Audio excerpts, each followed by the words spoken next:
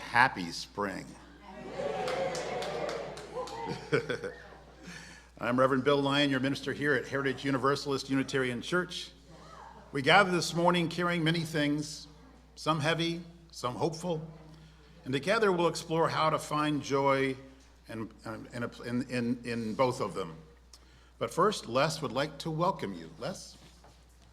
I would indeed. Welcome, everybody. We're glad you're here today. Welcome to those in the sanctuary and those on Zoom.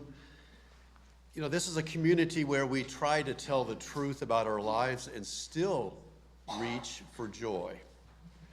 I'm Les Stacy, your worship associate. And for those of you that are first-timers, I invite you to sign the guest book in the lobby if you haven't done that already.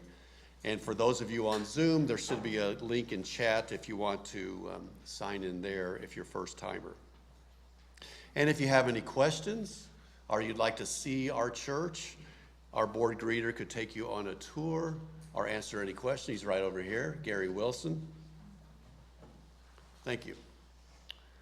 Today, we gather to practice a special kind of joy, the kind that doesn't require us to pretend everything is fine, but instead rises from connection, from courage, and from the stubborn hope that life can still surprise us with beauty.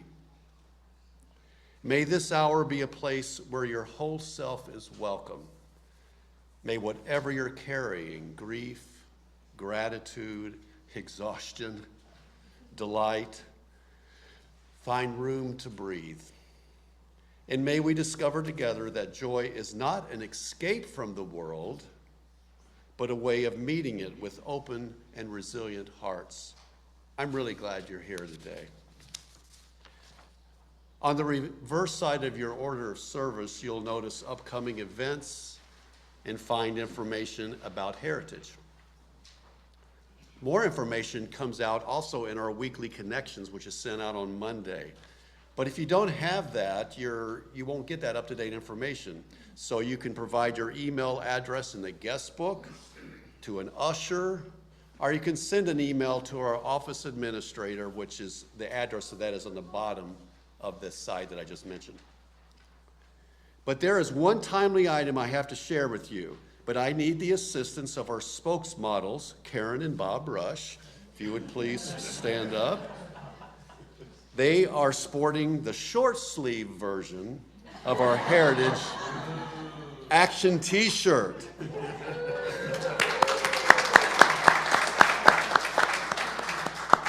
If you're interested in purchasing one of these or long sleeve or sweatshirt variations, you should definitely check out the Democracy Action tables in the Great Hall after the service.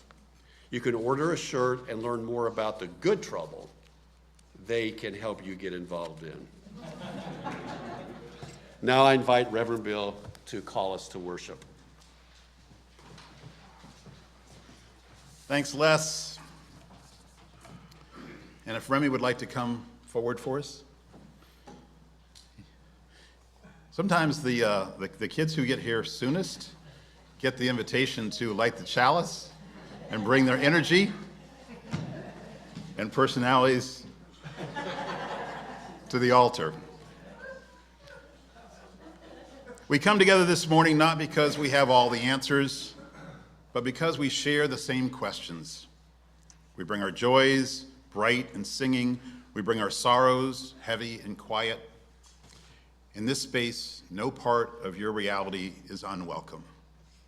Let us worship together, honoring the messy, beautiful truth of being alive.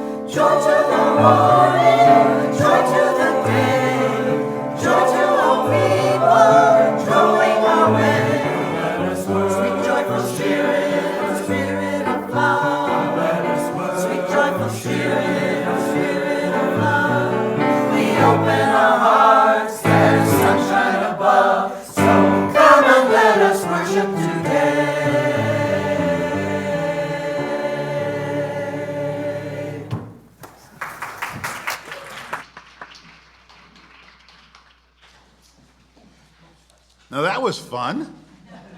That was joyful.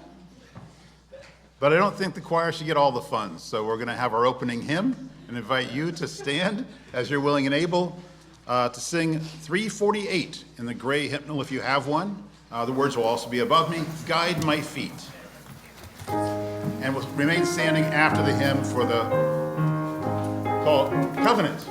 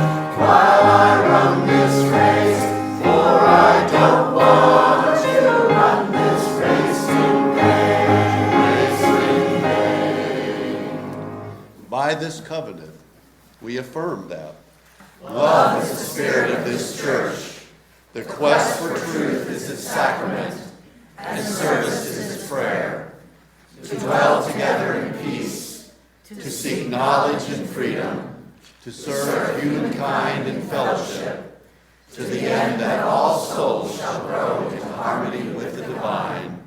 Thus do we covenant with each other and with God.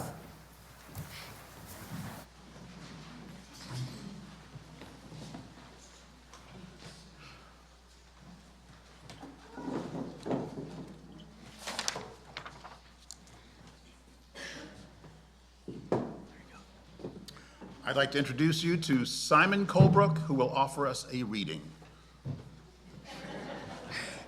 We do not have to pretend that everything is good in order to experience what is good. Joy is not the absence of sorrow. We can feel both. Sometimes in the very same moment. We can laugh and still be carrying something heavy. We can feel grateful and still be uncertain. To be human is not to choose between them, but to learn how to hold them. And sometimes it is in that holding, not in the choosing, that we begin to feel whole.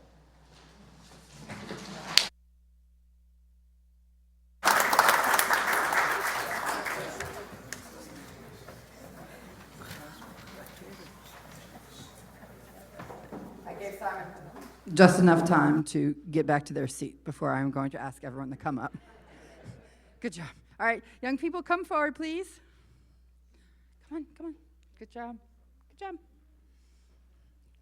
on. One day I'm going to figure out how to make this straight line not a line, but not today. All right. Okay. I have a question for you. Well, I have a statement for you.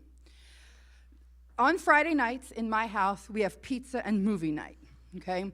Every night we have pizza and movie night. Every week we have pizza and movie night. And Ben mostly gets to choose the movie. Now, I have to put a cap on the number of trailers Ben is allowed to watch because they will circle through trailers until they find a movie that they like. Does anyone like to watch trailers? Yes. Do you know what a trailer is? Do you know what I'm talking about? Yeah, okay. So, now, recently, though, we finally decided on a movie without a trailer, which I thought was an epic success. Because there are times where we might watch 10 or 15 or 20 trailers instead of ever a movie. But we have recently watched Inside Out 2. Has anyone seen this movie? Yes? Yes? Okay. So, while I was watching Inside Out 2, something struck me while I was watching that I don't know if I've ever noticed, okay? So each of the characters, not Riley herself or her parents in the real world, but in her internal life, each of the characters is represented by a different color, and they each represent what? Emotions. And they are each an emotion, right? Okay, now, Inside Out 2, we get some new characters, we get some new emotions like embarrassment and awkwardness. Now, they keep trying to make nostalgia go back into the back of the room. No nostalgia yet, because you're only 13, okay? But something really struck me while I was watching this, okay? Different emotions are in charge of the board sometimes, right? But when when anxiety is in charge, okay? Are the rest just like gone, off screen, never to be seen? No. Where are they? Yeah, okay. So in the case of anxiety, they're trying to calm her down, right? They're trying to make her maybe not be so anxious, maybe not make the same decisions that she's making. But they're all there at the same time, right? Even with joy, joy is the sort of leading emotion on Inside Out 1, the first one, right? But even when joy is in control, sadness has a say, right? All of these emotions are all doing their work together. And it made me think about my own feelings and emotions. Because I think sometimes when I have a big feeling especially, I think it's maybe just one feeling. Yeah? But the movie tells me that maybe it's actually all of my feelings are working together. That things are happening, I'm having more than one feeling at the same time. Can you remember a time where you have had more than one feeling at a time? Yes? Say again? Yes, mad and sad. Yes. That's a good one. Others? Happy and anxious. Yes. Other feelings? That you've had more than one feeling at the same time? Probably. Anxiety and sadness? Yes. Have you ever been in a sad place and you felt like laughing? Yes. Yeah, I've had that experience. Like the first funeral I ever did. I kind of wanted to laugh, and I was like, no laughing during the funeral. Sonny? Yeah? Yeah, sad and awkward. Yeah, right. Sometimes learning how to talk about all of our feelings gives them all space, right?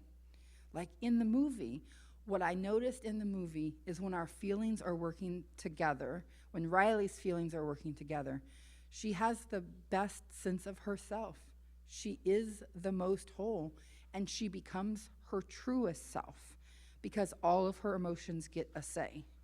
Some emotions feel easier to have. It is sometimes easier to feel happy and maybe not embarrassed or sad, But those are part of who we are, and they make us who we are. And so it is okay and good to have more than one feeling, and it's important that we learn how to love all of our feelings, not just the good ones,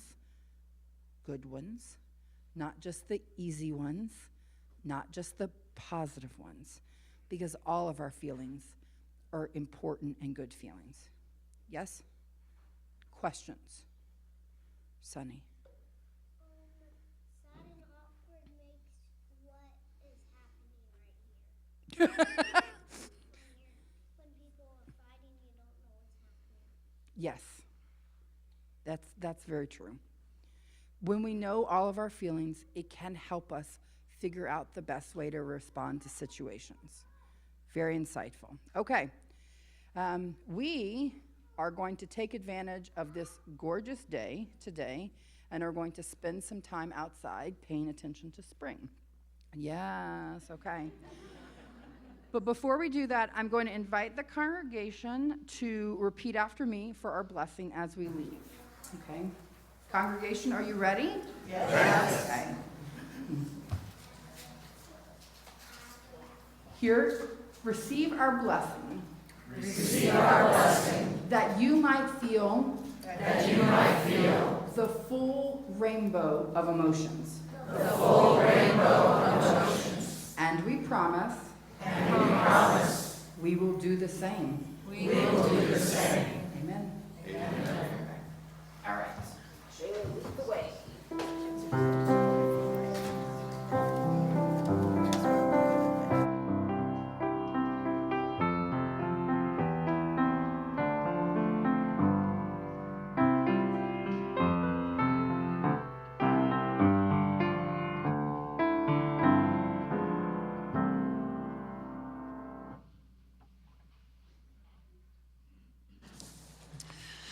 Each week in this time, we make space for the fullness of our lives. Not just what is easy or joyful, but also what is tender, uncertain, or hard. This is one of the ways we practice what we've already begun this morning, holding more than one thing at the same time. So you're invited, if you wish, to come forward by the side aisles to have a candle lit for you. You may do so in silence, or if you like, you can share your name and briefly name a joy or sorrow using the microphone. Then return to your seats down the center aisle. Are there joys or sorrows among us? And now we'll light one last candle for those unexpressed or unspoken joys and concerns.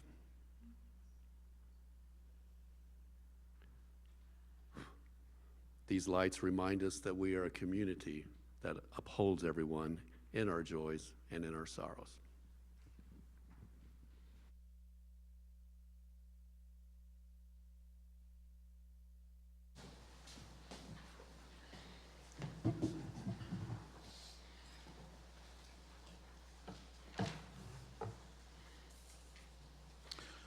I'd invite you to make yourself just 5 or 10% more comfortable.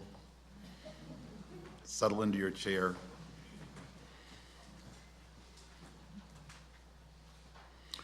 Spirit of life, we come as we are, carrying many things. Some heavy, some hopeful. We bring what has been named here and what remains unspoken. The joy that lifts us and the sorrows that weigh on us. Help us not to turn away from either. Help us to hold what is hard without losing our capacity for what is still good. To notice, to stay present, to remain open, and to remember that we do not carry these things alone. Let us rest together for a few moments of shared silence.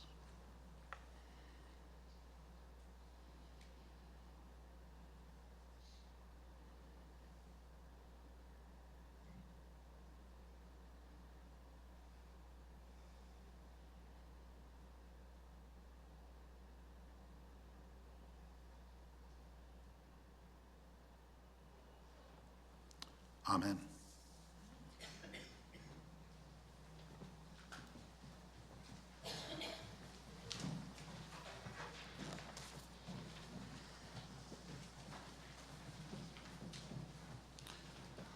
The choir has agreed to sing one of my favorite songs, There's More Love Somewhere.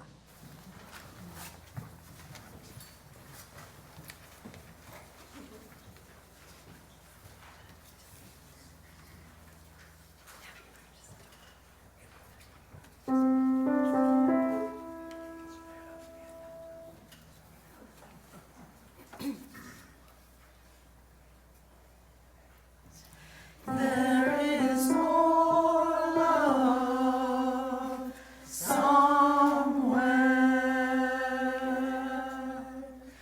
There is more love somewhere. I'm gonna keep on till I find it.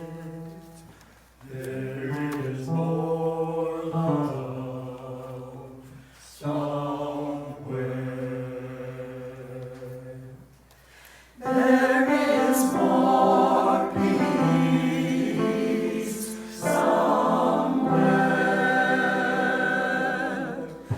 There is more peace somewhere.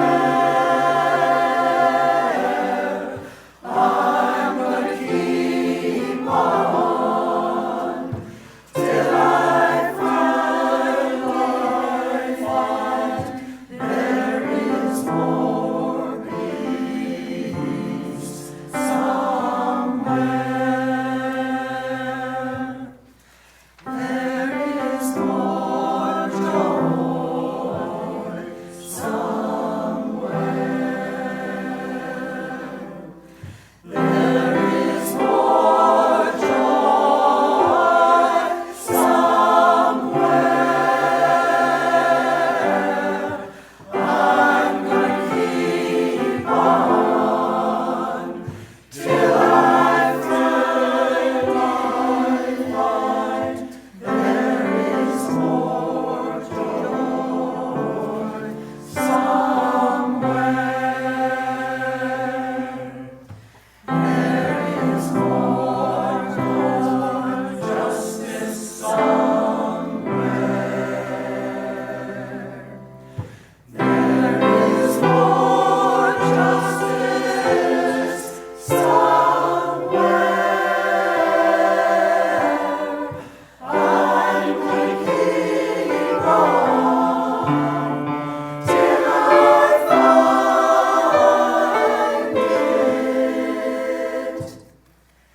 There is more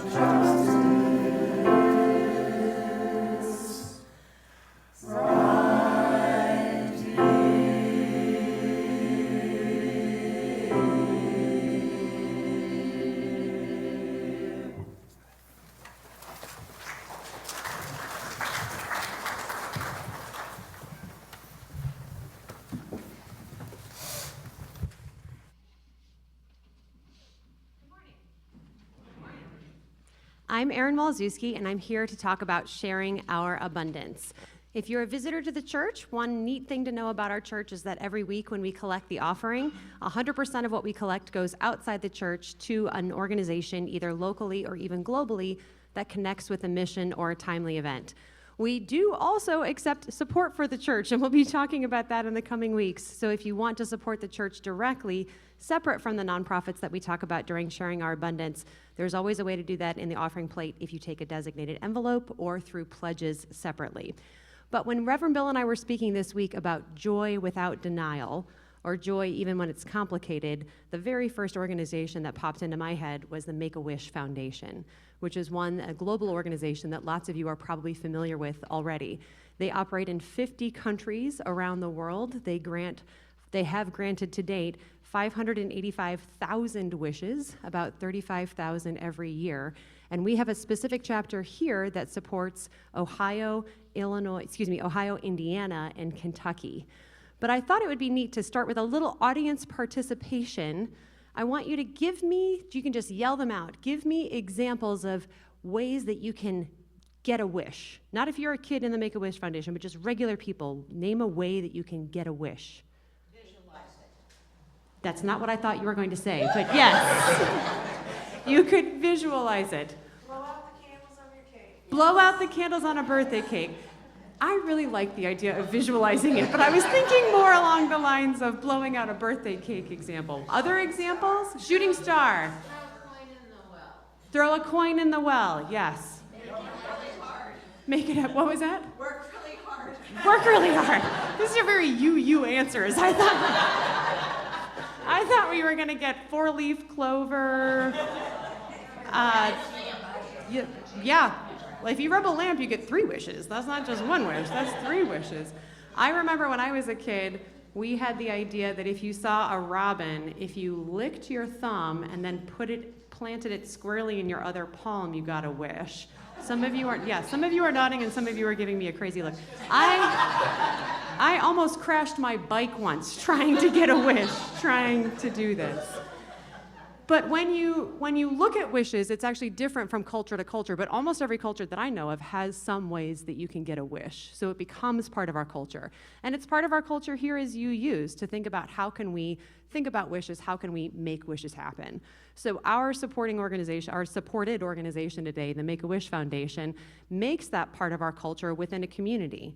When a kid who's facing a terminal illness or a persistent illness gets a wish, it doesn't just help that kid. It helps that kid get the motivation to keep fighting the illness. It gives the parents optimism. But the tagline for the Make-A-Wish Foundation is, a wish doesn't just change a child's life, it changes a community. Because it shows that all of us, when we can come together, can be those wish granters, not just the wish makers. So if you are online, the link will be in the Zoom chat. And if you're here in the sanctuary, we welcome your generosity for you to share your abundance with people who are champions of joy, even when it's complicated, the Make-A-Wish Foundation.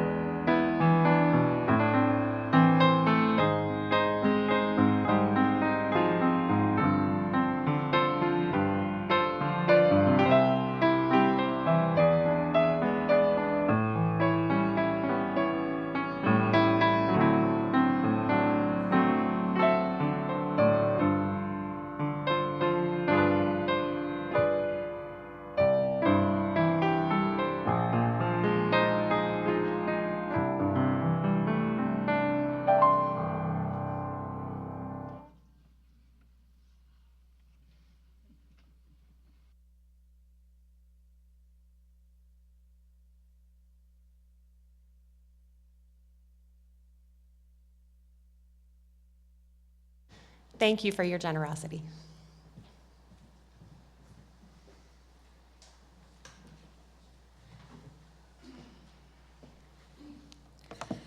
Aaron, you are a joy. You bring joy to us. Sherry, you're a joy. You bring joy to us. Choir, oh my gosh, like always, you bring joy to us. And Simon and Remy. Who read the news today or yesterday? Or listened to it on the TV or radio? And maybe you had a reaction to it.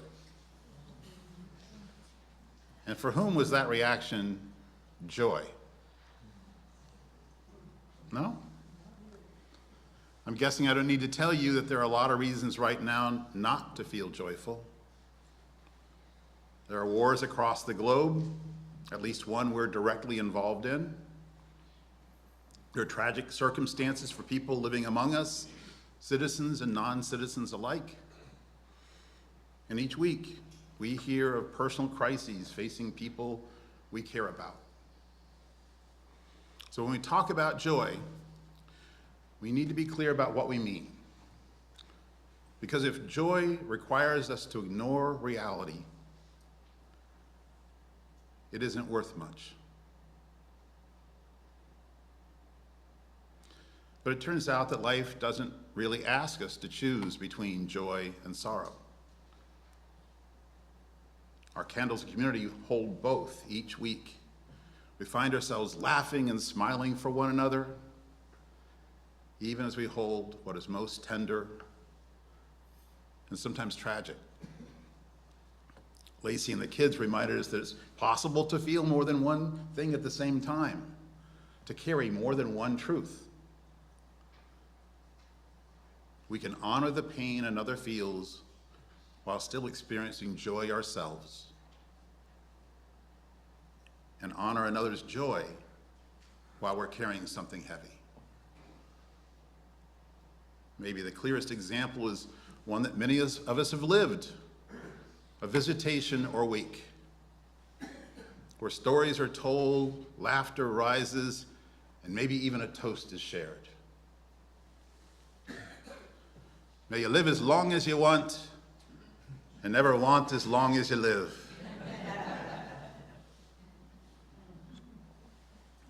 And still, laughing while grieving. Or those quieter moments, when everything in us wants to stay home, wrap up in a blanket, and shut out the uncertainty of the world. Yet something in us nudges us to show up anyway,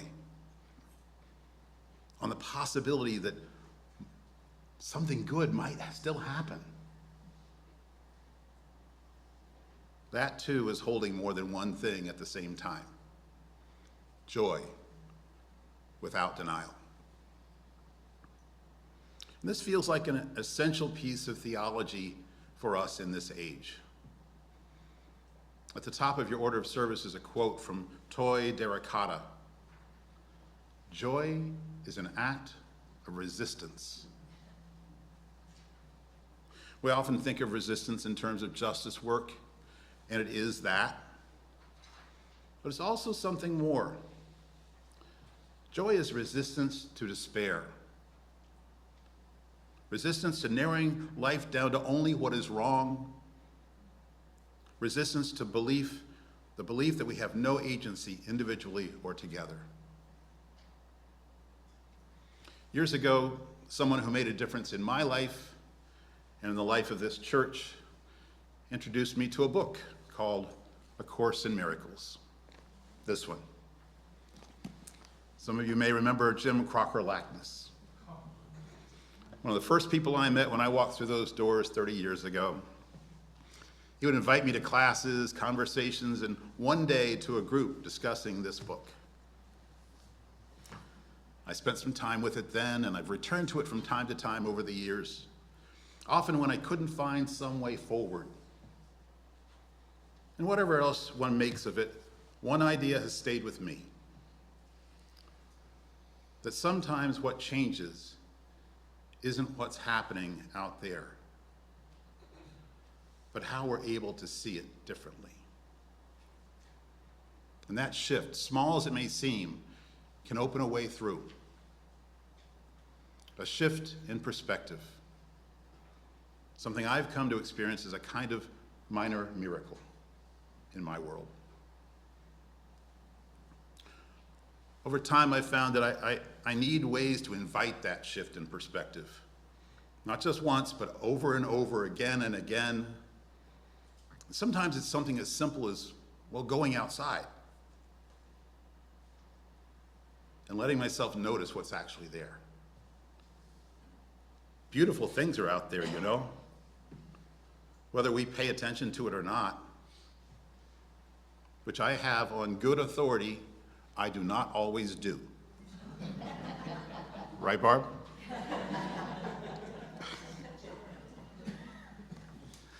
Other times it's through meditation or prayer, going inward, an invocation not to change what's happening, but to soften how I'm holding it. And sometimes it's even something like pulling a tarot spread, not because it tells the future, but because it helps me see something I wasn't seeing before. And none of these change the circumstances, but they change how I meet them. And sometimes that's what opens a way through. Often this practice begins with something as simple as noticing.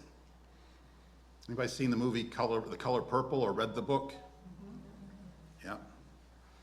Alice Walker writes, and the character Shug tells us this: I think it pisses God off if you walk by the color purple in a field somewhere and don't notice it. How many times have I walked past fields of purple, acts of kindness, moments of beauty, oblivious to them all, because I was so focused on what was broken. Noticing doesn't mean that everything's okay. It means everything is not lost. It means there's still room for hope, for joy. And even when we cannot change what's happening around us, we can still choose how we meet it. I sometimes try to create this shift in small ways. And those of you who know me a bit may have noticed this about me. In a meeting or a conversation, before we dive into what might be difficult, I might ask, what's something that's actually going pretty well right now? Years ago, I was at a community gathering, sitting with a group of teachers, administrators, including the superintendent, in a school district that was going through a very tough time. A levy had failed, morale was low. There was a heaviness at that table. You could feel it in the air. And after listening for a while, I asked my question.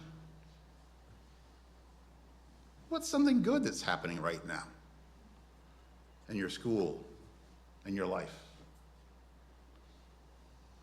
Well, it took a while, especially for the superintendent. But slowly, people began to name things, small things, real things, joyful things. A student had had a major breakthrough in learning. There was excitement about the school play, and one of them was expecting her first child. They noticed, they shared, and as they did, something shifted. Not everything, but enough to carry them into the next day.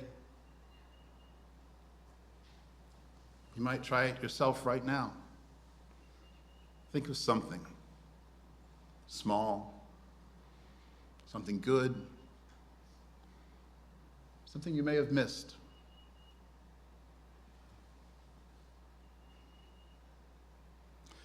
This is not something we do very well alone at times. In fact, it's why we need community. It's an important part of why this church exists. to accompany one another, to remind one another of joy in the midst of pain, challenge, and uncertainty. We create those moments here through music, through laughter, getting together, just simply by showing up. And if we're really living into who we're becoming, we carry that joy out into the world. We remind ourselves and others that there is more love somewhere.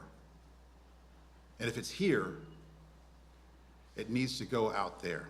And if we don't see it here, then maybe we're called to help build it.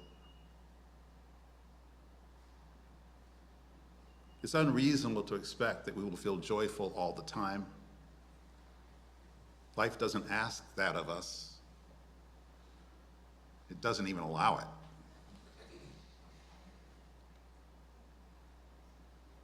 Joy without denial doesn't mean we feel joyful all the time. It means we don't give up our capacity for joy, even when life is complicated. It means we keep noticing. We keep showing up. We keep making room for more than one truth at a time. And we don't do that alone. We do it in places like this where we're reminded again and again that there is more love somewhere. And that sometimes we're the ones called to help make it visible. And sometimes we are the ones who need help seeing it. And that is part of what it means to belong to a community like this.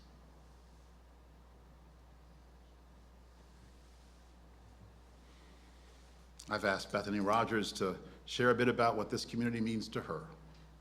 Bethany?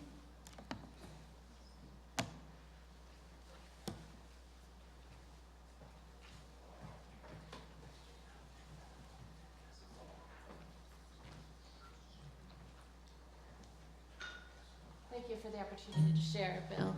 Are we on? Awesome. I came to Heritage about 3 years ago, right after both my parents passed away in the fall of 2022. And for about 10 years before that or so, I had been an angry atheist. And I was angry because the tradition I came from had a sense of spirituality as a belief in a supernatural entity and the associated myths and loyalties that go along with that. And the resultant willingness, because of that belief, to not trust my own conscience, but to instead perform self-abnegation so that someone else could use my talents, my gifts, for their own ends.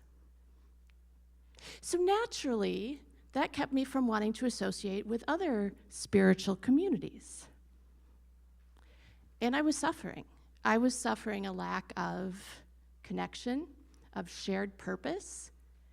You cannot be a sane, complete human in a schizophrenic, sick, consumerist society.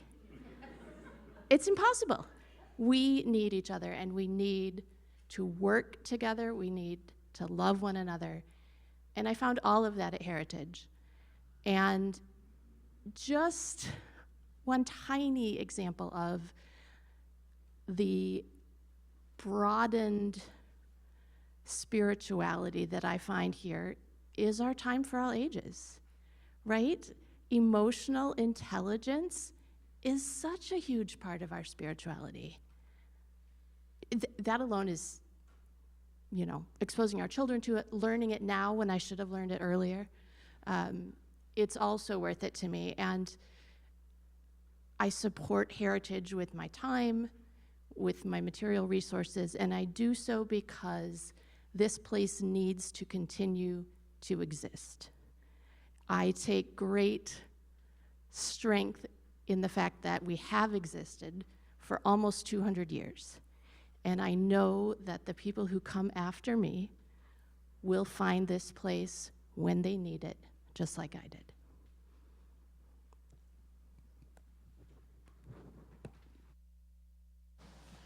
Thank you, Bethany. One more joy of the day. I think the choir would like to, not the choir, but all of us would like to sing. But I know the choir likes to sing every chance they get. So if you're willing and able, please rise for When Our Heart is in a Holy Place.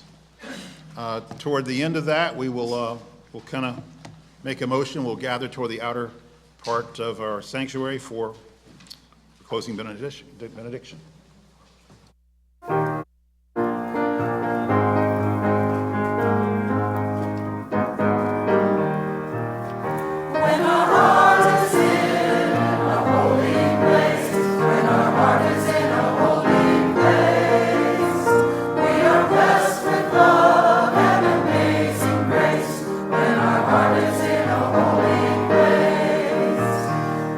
Trust the wisdom in each of us, every color, every creed and line, and we see our faces in each other's eyes. When our heart is in a holy place, when our heart is in a holy place, when our heart is in a holy place, we are blessed with love and amazing grace. When our heart is in a holy place, when we share the silence of sacred space, and we come our hearts together, and we feel the power of each other's faith.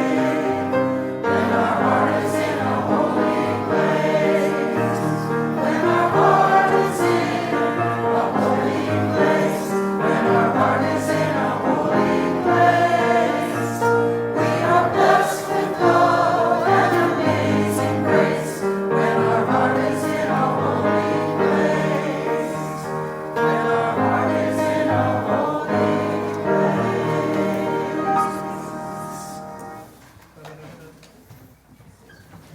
Take your time as we gather. And thanks, Susan, for letting the spring in for a moment.